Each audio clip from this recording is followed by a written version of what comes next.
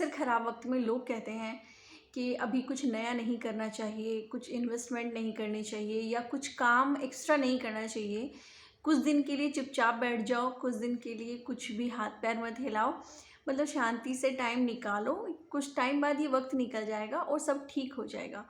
तो बेसिकली इस बात के लिए मैं ये कहना चाहूँगी कि अगर आप कुछ इन्वेस्टमेंट पर्पज़ से सोच रहे हैं तो आप बेशक से रुक जाओ। खाली ये सोच के कि बुरा वक्त चल रहा है तो आप अपना कर्म करना ना छोड़ें, क्योंकि कर्म जब तक आप नहीं करेंगे तब तक आपका अच्छा वक्त आएगा ही नहीं। आप मान लीजिए कि आपका 3 महीने तक कुछ ख़राब वक्त चल रहा है और इन बिटवीन आप क्या कर रहे हैं कि हाथ पे हाथ रख के बैठे हैं, तो जो उसके बाद भी आने वाला वक्त है ना आपका, वो भी ख़राब हो जाएगा, क्योंकि आपने फ़िलहाल का जो वक्त है उसको ऐसे निकाल दिया है। मेहनत करनी बहुत ज़रूरी है। इस टाइम में आप कुछ लर्निंग कर सकते हैं, कुछ काम कर सकते हैं।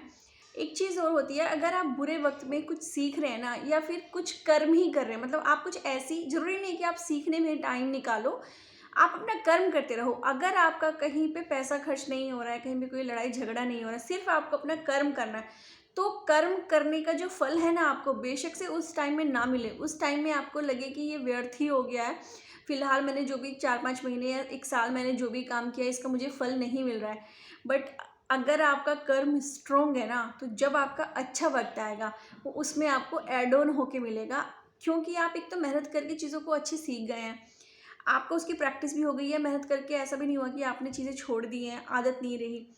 कभी भी आपका कोई भी कर्म, कभी भी आपका कोई भी काम खराब नहीं जाता है, फ्यूचर में उसका मिलना ही होता है। बुरे कर्म करोगे उसका भी आपको फल मिलना होता है, अच्छे कर्म करोगे उसका भी आपको फल मिलना होता है।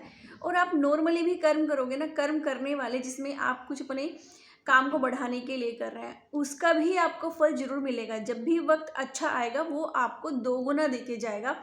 आपका करा हुआ कभी ख़त्म नहीं होगा। फॉर एग्ज़ाम्पल आपका 6 मंथ जो है वो बुरे वक्त में निकलने हैं और 6 मंथ आपके अच्छे वक्त में निकलने हैं। तो आप अपने 6 मंथ को कंटिन्यू करके रखें, अपने अपने कर्म करते रहें, क्योंकि जैसे ही 6 मंथ आपके आएंगे ना, आपको उसमें उसका फल मिल जाएगा, आपके हिस्से का कहीं नहीं जाएगा।